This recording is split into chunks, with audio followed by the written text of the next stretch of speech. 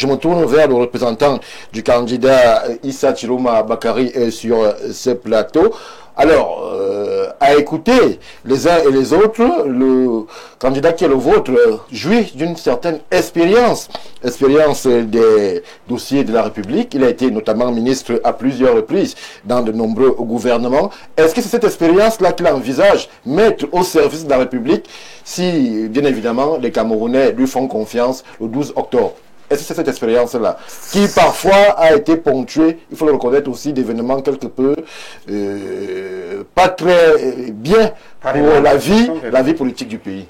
Stéphane Baga, je voudrais faire observer au peuple camerounais, parce que moi je ne m'adresse pas à vous. Allez-y. Je m'adresse au peuple camerounais qu'il prenne acte qu'il y a le parti qu'on appelle l'UNDP, son candidat, qui se bat pour être deuxième. Le Cameroun a le choix entre voter un homme qui veut changer les choses en battant Paul Biya, le 12, et un autre qui vous dit, moi Paul Biya est président, je veux être son deuxième. C'est pour ça qu'il ne tire que sur ceux qui veulent être à la place de Paul Biya. Parlez de votre candidat. S'il vous plaît, monsieur Salah, s'il vous plaît, vous n'avez pas été interrompu. Vous n'avez pas été interrompu. Je voulais également dire que parler c'est bien, mais écouter est un art. Il faut être un gentleman. Moi, j'ai écouté ça en me disant que ce n'est pas ça mon dada. Mais 6 minutes ne vont pas être perdues pour parler de l'UNDP. C'est rien du tout. Tout le monde a vu l'UNDP. Il veut être deuxième. Il l'a dit sur le plateau. Maintenant, le problème d'expérience, je vous ai dit au départ que l'expérience, c'est un ensemble d'acquis. Il y a des gens qui n'ont connu que le bien dans leur vie. Ils ont l'expérience du bien. Pour diriger ce pays aujourd'hui, il faut avoir connu toutes les expériences. Oui. Première chose, la souffrance. Deuxième chose, le bien-être. Et après, le partage. La seule personne parmi les 12 candidats qui a connu une prison injuste, c'est le président Chiroma. Je dis injuste pourquoi? Parce qu'en réalité, lors du 6 avril 1984, en avril, blanchi en août de la même année, il passera quand même 6 ans dans les geôles des prisons camerounaises. C'est pour ça qu'elle est injuste. Parce que lorsque le tribunal vous a blanchi, il n'y a plus de raison que vous restiez en prison. Cette expérience a de la souffrance. Il a. Il n'y a pas un autre parmi les 12 qu'il est. La deuxième chose, il a bénéficié du pardon. C'est-à-dire que je suis réhabilité, je suis amnistié, je me mets au service de mon peuple. Parce que j'estime que ce n'est pas absolument avec moi comme président que le Cameroun doit avancer. Oui. J'entre au gouvernement, je fais ce qu'il m'est demandé de faire. Je rappelle que la Constitution réserve à un seul homme, le président de la République, la définition de la position des politiques publiques. Les membres du gouvernement la mettent en œuvre, il n'est pas question de changer. C'est l'humilité, c'est-à-dire ne pas être d'accord avec quelqu'un, mais se dire, quant à faire, il vaut mieux que, au lieu de laisser le Cameroun mourir, j'apporte ma petite pierre à l'édification. C'est vrai que le candidat Chiroma insiste beaucoup sur cet aspect-là, qu'en tant que membre du gouvernement, il l'exécute. C'est la vérité. C'est pas lui qui insiste, moi je ne suis même pas au courant qu'il l'a dit. Il le dit. Tant mieux. Mais je vous dis, c'est ça la Constitution. C'est un homme qui définit et qui élabore la politique publique. Le gouvernement met en œuvre sur la coordination du premier ministre du gouvernement. C'est ça le problème. Il l'a fait. C'est un signe. C'est-à-dire, je ne suis pas d'accord avec vous. J'ai souffert de la prison, mais malgré ça, le Cameroun doit avancer. Je me mets au service de mon pays. Je l'ai fait. C'est la deuxième expérience. La troisième, c'est la patience. De regarder le pays aller mal. De dire non, c'est pas bon, on peut faire mieux. Il a cette expérience de patience. La troisième, c'est la révolte intérieure. De dire, même s'il me reste un brin de sagesse, un brin de force, je le mets à nouveau au service de mon peuple. C'est le cas actuellement? C'est le cas actuellement. Mais il a notre expérience de savoir dire, j'ai appartenu à un système qui a mis le Cameroun à ce niveau qui n'est pas bon. Je m'en excuse. Je pensais qu'on pouvait faire mieux. Je m'en excuse. L'expérience du pardon à demander et demander au peuple, il n'y en a pas beaucoup qui l'ont. Il y en a qui vous disent tout ce qu'ils ont fait bon. Tout ce qu'ils ont fait bon. Et ce n'est que bon.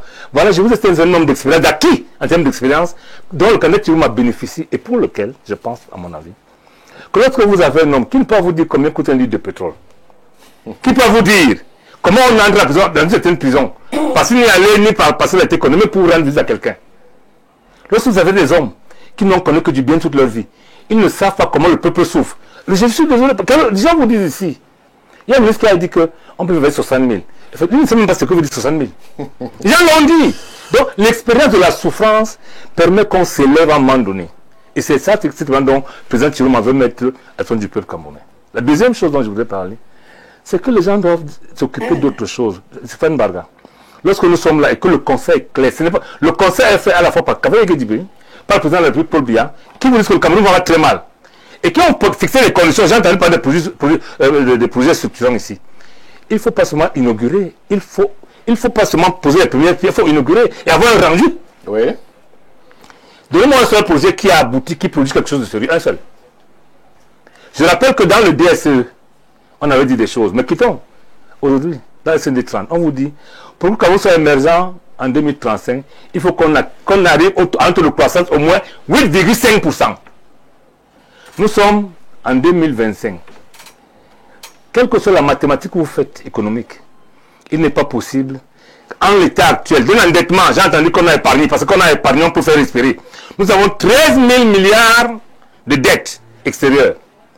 Nous avons pratiquement le même nombre de dettes intérieures. Les entreprises quand même sont mortes. Vous avez épargné quoi pour faire respirer les gens? Vous n'avez rien épargné. Vous ne pouvez faire que l'espérance divine. C'est ça la vérité. Et enfin, il se dit que par un coup de baguette magique, rappelez-vous Stéphane Barga, lorsque l'inflation battait son plein ici, tout le gouvernement allait prier en volie. Au lieu d'appeler les techniciens pour réfléchir, ils sont allés à la prière en volie. C'est la même chose, c'est l'espérance. C'est l'espérance. Donc la vérité aujourd'hui, le Cameroun n'a pas de quoi faire espérer les gens. Parce qu'on ne sait pas si on a bâti quelque chose. Je rappelle que je prends un projet phare. Parce que le président, alors je le le 31 décembre, il disait que ce septennat qu'il veut encore avoir serait basé sur l'exploitation minière. Leur industrialisation, Stéphane Barga. Lorsque vous regardez en 92, quand on a conçu le projet industriel porteur de port de Kribi, Oui. il aurait fallu assez d'énergie, assez de routes, la voie ferrée, avant de construire même le port. Mais nous avons construit le port parce qu'il fallait passer les marchés, que chacun récupère sa part. Comment allez-vous, dans quel pays au monde on transfère les minerais par camion? Dans quel pays au monde? Vous n'avez pas de voie ferrée. Vous faites comment? Le fer de Mbalamba arrive comment à Kribi pour être transformé? Par la route? Par quoi? Je prends notre cas. On vient de faire un cadeau au département Nyon qui donne sur originaire. L'école polytechnique de Yaoundé, désormais un site à Ezeka. Une école polytechnique n'a comme instrument de départ que les salles de classe et les bancs, point, et les enseignants. C'est ça l'expérience. Je vous dis au départ que lorsque vous n'avez pas bâti, nous sommes sur un taux de croissance qui va entre 3,8% et 4% aujourd'hui. Dixit pour bien lui-même. Comment pourrons-nous être émergents? Nous sommes l'un des pays en dette. Je ne dis pas, ce n'est pas l'initiative PPT. Hein. Lorsque vous avez 13 milliards de dettes, 13 milliards de dollars de dettes, 13 milliards de dettes, que vous avez tué toutes les entreprises locales, que les industriels sont morts, que vous n'avez pas de route pour être compétitif, que pour qu'un camion parte de Douala, il faut faire 7 heures de temps au moins. Pour qu'un véhicule personnel sorte de Douala, il faut faire 3 heures. Comment allez-vous faire pour être émergent? Merci. Aucun moyen. Merci. C'est ça l'expérience. Je finis par là en vous disant que l'expérience à l'heure actuelle nous a servi à nous mettre là où nous sommes. Donnons la chance à d'autres hommes qui ont d'autres expériences. Merci, monsieur le représentant du candidat Issa Tshiloma Bakary. Je me tourne vers justement le RDPC, dont la voix est portée en ces lieux par monsieur Benoît Feudjeu. Alors, beaucoup, justement, monsieur Feudjeu, sont ravis de l'expérience qui est celle de votre candidat, mais craignent aussi peut-être qu'elle soit compromise par un peu trop d'assurance. Vous êtes tellement sûr de vous, vous l'avez d'ailleurs dit, vous êtes les seuls capables au Cameroun à faire un meeting dans 360 communes. Vous le dites avec beaucoup de fierté, mais est-ce que ce n'est pas cette trop grande assurance-là qui peut-être pourrait vous être défavorable, alors que l'on sait justement que les Camerounais se posent des questions quant aux orientations stratégiques telles que définies et présentées par le président Paul Biya lui-même de notre pays? Est-ce que ce n'est pas cette expérience qui est adossée à une grande assurance qui peut peut-être vous être préjudiciable alors qu'on s'avance vers le 12 octobre? Non, je crois que expérience dans tous les cas serait différente de l'assurance parce que l'assurance de quelqu'un expérimenté est l'assurance, n'est-ce pas, d'un opportuniste. L'opportuniste ne se base sur rien. Mais quelqu'un qui est expérimenté, il se base sur ses traces, sur ce qu'il a fait. Oui. Et vous allez constater que sur ce plateau, je ne vais pas m'évertuer à expliquer aller et retour, la différence entre l'espoir et l'espérance, qu'on fait tout pour mettre, n'est-ce pas, les gens sur l'esprit que de l'espoir. Alors, je vous dis, l'espérance c'est dans l'avenir, ça ne vaut pas la peine de perdre mes minutes là-dessus, mais je pense que non plus également, je ne voudrais même pas m'attaquer au challenger de mon candidat. Bien évidemment qu'on nous fait pour comprendre que quelqu'un, lorsqu'il a bénéficié de pouvoirs sectoriels pour gérer les départements ministériels à qui on a confié se disent être totalement lavés de la gestion de l'État, alors qu'on sait que lorsqu'on parle d'une institution, si c'est dans cet esprit que quelqu'un veut chercher à gérer le Cameroun, j'ai bien peur. Ça veut dire que c'est un monsieur qui croit que le pays se gère par une seule personne, il entrera gérer le ministère de la communauté, il entrera gérer 60 ministères. Non! Quelqu'un, je ne voudrais pas qu'on commente dessus. Vous ne verrez jamais un communicant ou un représentant du président Biya en train de décrire ou encore de critiquer la façon que son concurrent a géré le département ministériel qu'il a confié. Alors, parce que j'estime que... Vous êtes au pouvoir, non? Nous sommes au pouvoir. Alors, mais non, on assume, mais je dis, c'est avec regret que je constate quelqu'un qui a fait une trentaine d'années dans le pouvoir, qui dit avoir découvert il n'y a que quelques minutes que les Camerounais souffraient et qui ne se reconnaît pas qu'il avait un pouvoir sectoriel de celui qui gérait le pays, qui ne reconnaît pas. Non, la bonne foi n'est pas seule de venir tromper quand on a vu que vous souffrez. La bonne foi, c'est de venir dire, voilà ce que dans chacun des départements ministériels, qu'on m'a confié, voilà ce que j'ai fait. Et voilà les limites que j'ai eues. Et les limites ne sont pas de venir raconter que c'est parce que je n'étais pas président de la République. Si vous n'avez pas pu dans un département ministériel, vous ne pourrez pas dans 60. Il ne faudrait pas qu'à un moment donné, on trompe les Camerounais. Maintenant, je dis, l'assurance, nous ne sommes pas rassurants. La preuve en est que nous préparons l'élection depuis le jour de la proclamation d'une élection. Oui. Et vous connaissez que le RDPC prépare cette élection correctement. Mais cependant, ceux qui sont appelés à faire n'importe quoi, j'ai également aimé quand quelqu'un a rappelé que c'est notre candidat qui dénonçait par moment le NAPSI, qui dénonçait un certain nombre de mots. Alors, et comment vous appelez ça? C'est aussi l'honnêteté intellectuelle. Et puis le constat réel, ça veut dire qu'il maîtrise les problèmes du pays. Il ne s'enferme pas dans le bureau feutré et gère seulement la République. Lui-même, il est au cœur et il détecte ce qui ne va pas. Qui mieux que quelqu'un qui détecte et qui connaît mieux la mentalité d'un pays? Et c'est pour ça que j'ai parlé de la diversité tout à l'heure. Oui. Qui mieux que quelqu'un qui maîtrise correctement les rouages, que ce soit, je l'ai dit tantôt, de l'administration ou de la gestion de l'ensemble de l'État, pour tenir l'État, que j'ai dit que je n'aime pas les grands mots, que quelqu'un qui pense qu'il peut venir apprendre au crépuscule d'une vie politique. C'est là qu'il faut venir apprendre à gérer l'État. Je dis non. Le président Paul Biya, lorsqu'il place son mandat, vous voyez tout dans sa profession de foi. Oui. Il énumère les solutions sur tous les sujets qui nous contrarie en ce moment. Et parmi lesquels, le problème qui frise un peu, qui touche l'unité nationale, notamment les crises des régions anglophones. Il a entrepris et il vous redit et il insiste de manière claire comment est-ce qu'il pourrait faire pour continuer à rechercher la paix dans les 10 régions. Non, différent de ceux qui vous disent qu'ils tourneront une baguette magique et que la crise va s'arrêter. Il vous dit, ok, nous traversons des moments difficiles de notre économie nationale. Mais cependant, bien qu'on ait critiqué, peut-être, comme quelqu'un l'a critiqué, il ne s'agit pas d'inaugurer les infrastructures pour pouvoir les utiliser. Je voudrais quand même qu'on soit de bonne foi pour voir un peu l'allure que le Cameroun a pris en termes d'infrastructures, que ce soit dans la modernisation d'infrastructures. Aujourd'hui, on ne peut plus revenir sur la qualité de nos ports, que ce soit, n'est-ce pas, les nouveaux ports créés. On ne peut pas venir sur la qualité de certaines infrastructures, que ce soit éducatives et sanitaires, ou même, si je reviens même sur les barrages en question, il faut être de mauvaise foi pour dire aujourd'hui que ces barrages-là n'ont servi à rien ou ne servent à rien ou n'envisagent pas un avenir meilleur. Donc, moi je dis, il ne surfe pas dans le vide. Il n'est pas dans l'esprit de venir vous dire, laissez, je vais changer vos conditions de vie. Il dit, les jeunes, vous avez des rêves. Oui. Et je vais financer ces rêves.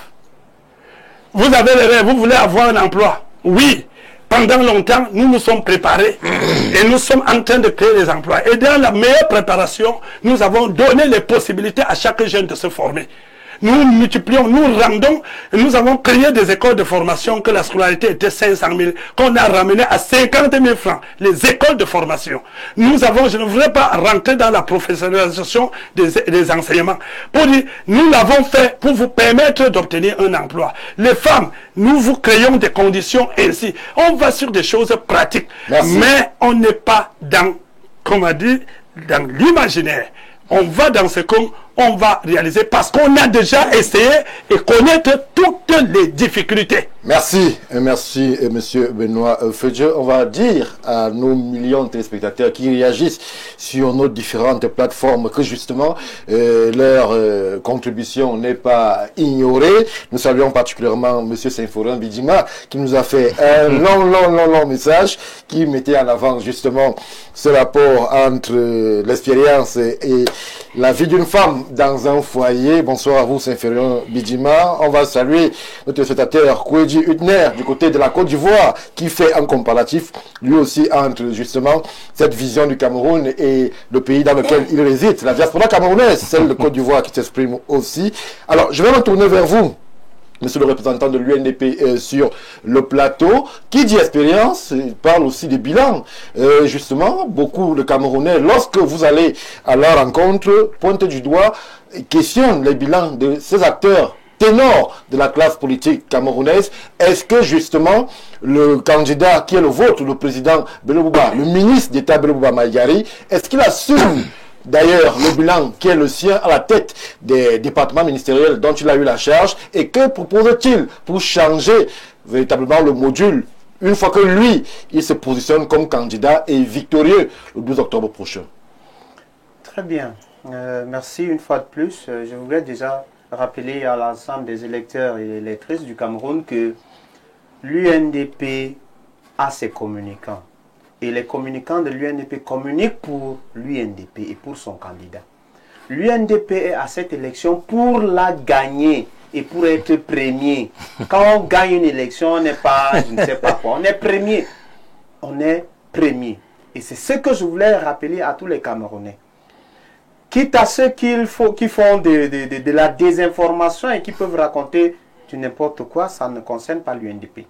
Alors, pour revenir à votre question, nous sommes à une élection présidentielle. Oui. Et à une élection présidentielle, on n'est pas là pour présenter un bilan gouvernemental. Nous sommes là pour proposer un programme politique. Le programme politique que nous proposons est celui-là qui va améliorer les conditions de vie des Camerounais. Et c'est ça qui intéresse les Camerounais. Les Camerounais sérieux savent que, présentement, ils ont des difficultés dans tous les domaines d'activité sur l'étendue du territoire national et également à l'extérieur. L'UNDP, ayant donc compris ces besoins fondamentaux de la nation, a décidé d'apporter des éléments de réponse à court, à moyen et à long terme pour que notre pays sorte de la boue ou alors sorte de l'impasse dans lequel il se trouve actuellement, ou du sable mouvant. Vous savez, quand vous êtes dans un sable mouvant, vous ne savez même pas si vous pouvez être extirpé de là. Avec donc le programme de l'UNDP, nous avons, comme j'ai voulu le dire au départ, la réconciliation nationale divisé en deux pans. Le premier pan, c'est la résolution de la crise anglophone. Oui. Beaucoup de candidats aujourd'hui qui sont à la course, ils ont contribué à la maintenance, à la perdurance de cette crise anglophone. Aujourd'hui, conscients de leurs actes qu'ils ont posés, veulent venir faire la politique de l'autruche en présentant des pseudo-excuses. À qui? De qui se moque-t-on? Il faudrait qu'on soit sérieux un tout petit peu. L'UNDP propose donc la résolution de cette crise anglophone et qui va donner la latitude à tous les Camerounais de décider, et cette résolution sera, il n'y aura pas de mot tabou. Toutes les hypothèses seront acceptées et les Camerounais vont décider ouvertement de la forme de l'État. L'UNDP va organiser un véritable dialogue où il n'y aura pas de questions tabou parce que l'un de nos cadres à l'UNDP a fait partie de la commission du dialogue national qu'on avait organisé. Vous-même, vous le savez, les Camerounais sont témoins du résultat de ce dialogue national aujourd'hui. Quel est le résultat? Les Camerounais sont devant nous et ils peuvent en juger du résultat. Non, on demande la vie des Camerounais, on demande la vie de la crise anglophone a déjà fait presque 10 ans. Et cette crise qui ne fait que perdurer, les Camerounais peuvent conclure que le résultat n'a pas été celui-là qu'on espérait. L'UNDP propose donc la résolution de cette crise. Immédiatement, les 6 premiers mois, oui, de gouvernance du président Bello Bouba Maïgari seront consacrés à la résolution de cette crise. Nous prenons les Camerounais à témoin. Une fois élus le 12 octobre, donc dimanche prochain, si en 6 mois, nous n'avons pas résolu cette crise, alors là, vous allez peut-être nous comparer avec certains autres candidats qui sont spécialistes en imposture. Deuxièmement, nous avons beaucoup parlé de ça. La réconciliation avec notre nation et nos héros. Nous allons ramener et réhabiliter l'ancien président, le président Amadou Ahidjo, oui, qui est l'un des pères fondateurs, qui ont tout donné pour cette nation, qui nous ont légué l'héritage qui aujourd'hui est en voie de disparition. Nous allons également réhabiliter d'autres héros nationaux qui sont oubliés aujourd'hui. Pour ce qui est du cas du président Amadou Ahidjo, certains qui ont les enfants du président Amadou Ahidjo sont ici au Cameroun, ils ne les ont jamais agressés, ne serait-ce que les condoléances. Parce qu'il y a une élection présidentielle, tout le monde veut ramener le reste du président Ahidjo. Nous, à l'UNDP, nous sommes avec les enfants du président Amadou Ahidjo. Nous l'agressons nos condoléances depuis la nuit des temps. Et nous les accompagnons chaque jour. Comment est-ce que des gens peuvent surgir de nulle part, qui sont même incapables de saluer, ne serait-ce que ceux-là que le président Ahidjo a laissé, ou leur rendre une simple visite de courtoisie, veulent directement prétendre aller honorer la mémoire. Ça, c'est la moquerie du siècle. Nous ne pouvons pas admettre ça et les Camerounais ne sont pas dupes. Troisième position. En 1 minute, puisque c'est le temps qui vous reste. Bon, je vais le développer dans ma prochaine prise de parole. L'UNDP compte injecter 60 000 milliards pour la réforme économique et sociale de notre nation. Ce qui va permettre à notre pays de connaître une croissance à l'horizon 2032, comme je l'ai dit ici dès le départ. Nous avons aussi la réforme institutionnelle. Nous allons ramener le mandat à 5 ans renouvelable une seule fois. Il y a également Merci. Merci. La modernisation. Non. On en est assez pointilleux sur justement le temps de parole. Il faudrait justement que chaque formation ait exactement le même temps de parole. D'accord. Donc on va vous dire merci pour avoir stoppé à ce niveau. On va prendre un léger break, revenir lorsqu'il sera 18 h pour continuer justement nos échanges. À tout